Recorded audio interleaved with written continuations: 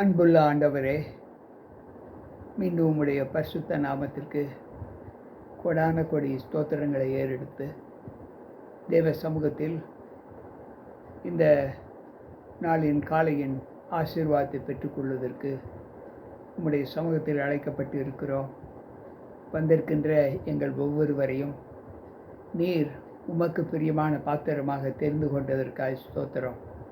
இந்த காலை வேளையில் மரியாதை போல உம்முடைய பாதத்தில் அமர்ந்து உம்முடைய வார்த்தைகளை கேட்க வாஞ்சியோடு வந்திருக்கிறோம்.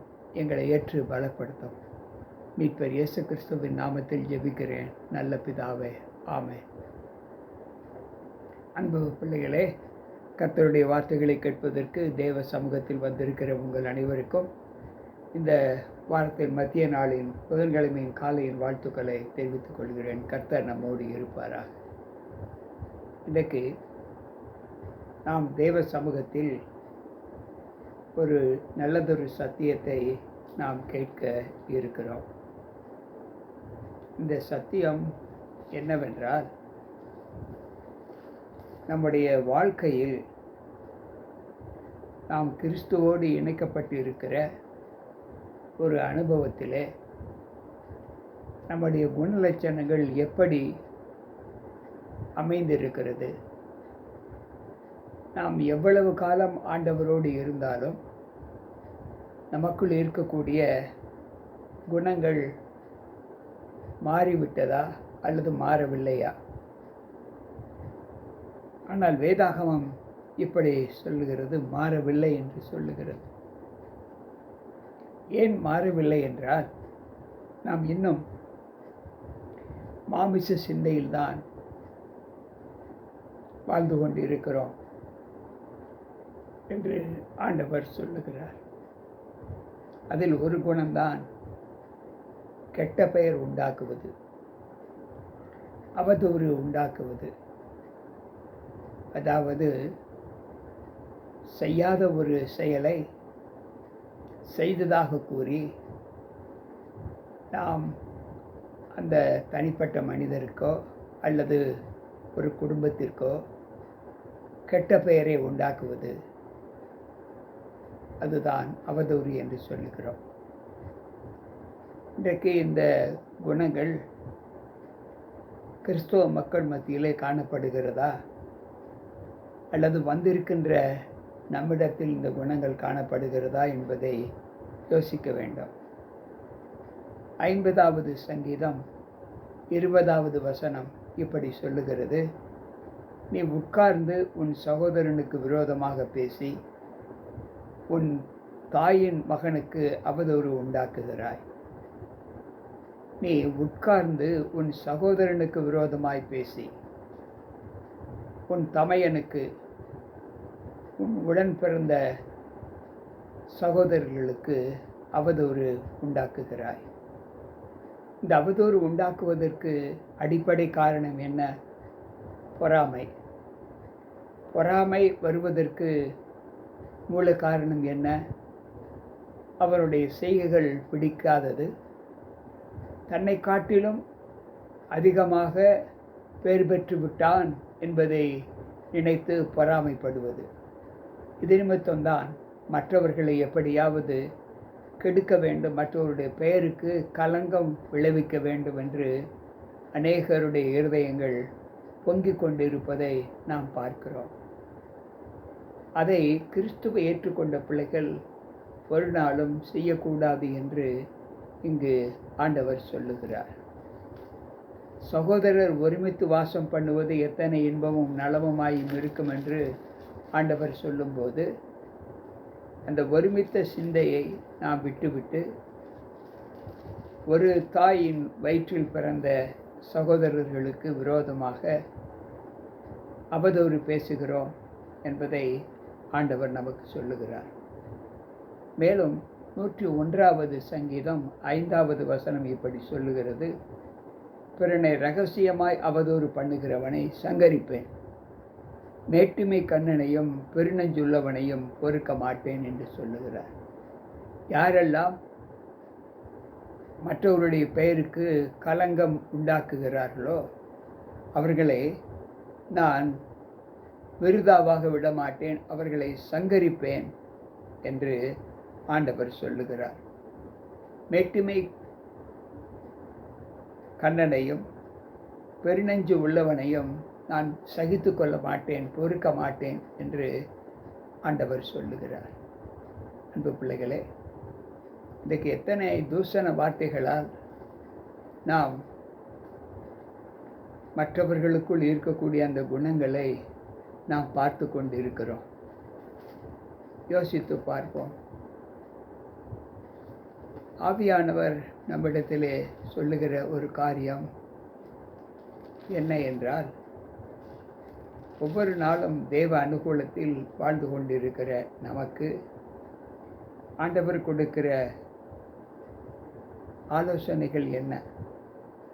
தீத்துவின் புஸ்தகம் 3வது அதிகாரம் 3வது வசனம் இப்படி சொல்லுகிறது: ஏனெனில் முற்காலத்தில் நாமும் புத்தியினரும் கீழ்ப்படியாதவர்களும் வழிதப்பி நடக்கிறவர்களும் பலவித இச்சைகள் உள்ள இன்பங்களுக்கும் அடிமைப்பட்டவர்களும் துர்க்குணத்தோடும் பெருமையோடும் ஜீவனம் பண்ணுகிறவர்களும் பகைக்கப்படத்தக்கவர்களும் ஒருவரை ஒருவர் பகைக்கிறவர்களுமாய் இருக்கிறோம் என்று இங்கு வேதம் சொல்லுகிறது. அன்பு பிள்ளைகளே, இன்றைக்கு நாம் எந்த சூழ்நிலைகளில் நம்முடைய வாழ்க்கையிலே நாம் நம்முடைய குணங்கள் காணப்படுவதை நாம் பார்க்கிறோம். ஆண்டவர் சொல்லுகிறார், ஒருவனையும் தூசியாமலும் சண்டை பண்ணாமலும் பொறுமையுள்ளவர்களாய் எல்லா மனுஷருக்கும் சாந்த குணத்தை காண்பிக்கவும் அவர்களுக்கு நினைப்பூட்டு என்று சொல்லுகிறார். ஒருவனையும் தூசிக்காமலும் ஒருவனிடத்தில் சண்டை போடாமலும் பொறுமையுள்ளவர்களாய் காணப்பட வேண்டும். நம்முடைய சாந்த குணத்தை எல்லா மனுஷருக்கு முன்பாக நாம் காட்ட வேண்டும் என்று சொல்லுகிறார். ஒரு காலத்தில் நாமும் உலக மனுஷர்களைப் போல வாழ்ந்தோம். ஆனால் இப்பொழுது அப்படி இல்லை, அப்படி வாழக்கூடாது என்று ஆண்டவர் சொல்லுகிறார். அன்பு பிள்ளைகளே, நம்முடைய வாழ்க்கையில் நாம் சற்று யோசித்து பார்க்கக்கூடிய குணலட்சணங்கள் என்ன? நாம் தேவனோடு இருக்கையில் தேவ குணத்தை சார்ந்து வாழ்கிற அந்த அனுபவங்கள் நம்மிலே எப்படி காணப்படுகிறது என்பதை யோசித்து பார்ப்போம்.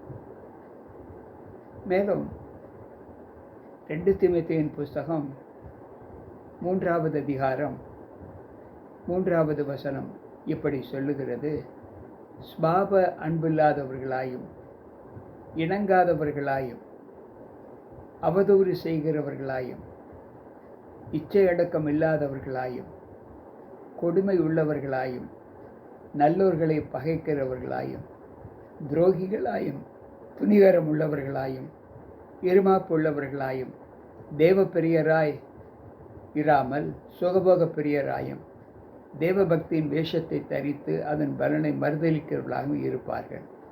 இப்படிப்பட்டவர்களை நீ விட்டு விலகு என்று அங்கு ஆண்டவர் சொல்லுகிறார்.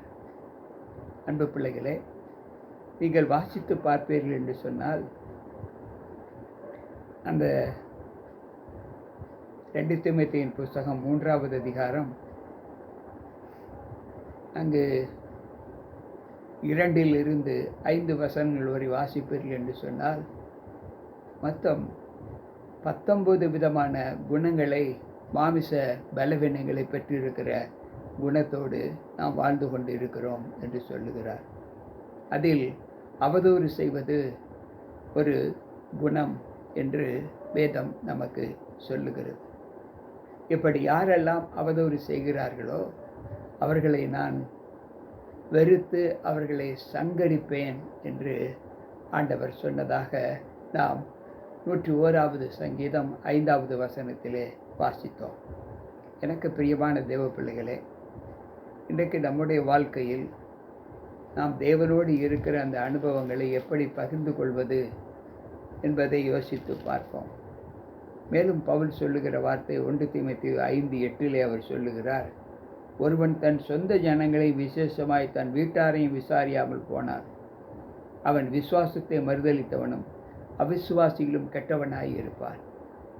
அன்பு பிள்ளைகளே, நான் முன்பு உங்களுக்கு சொன்னது போல இந்த 19 விதமான மாமிச பலவீனத்தோடு ஒரு குடும்ப வாழ்க்கையில் நாம் ஈடுபட்டு இருந்தால், அந்த குடும்ப வாழ்க்கையில் கிறிஸ்துவை தெய்வமாக கொண்டு ஈடுபட்டு இருந்தால், நாம் அவைகளை விட்டு களைந்து போட வேண்டும் என்று ஆண்டவர் சொல்லுகிறார். விசேஷமாக நம்முடைய குடும்பத்தில் நமக்கு கொடுக்கப்பட்ட மனைவி, பிள்ளைகள், கணவர் இவர்களை நாம் இந்த குணங்களிலிருந்து விலக்கி காத்து கொள்ள வேண்டும் என்று இங்கு பவுல் சொல்லுகிறார். அன்பு பிள்ளைகளே, நம்முடைய குணங்களை நாம் எப்படி ஏற்றுக்கொள்கிறோம் என்பதை சற்று யோசித்து பார்ப்போம்.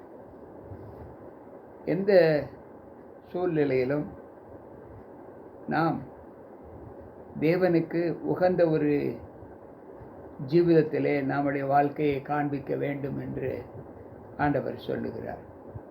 மேலும் அவர் சொல்லுகிற வார்த்தை 1 தீமோத்தேயுவின் புஸ்தகம் 3வது அதிகாரம் 3வது வசனம் இப்படி சொல்லுகிறது: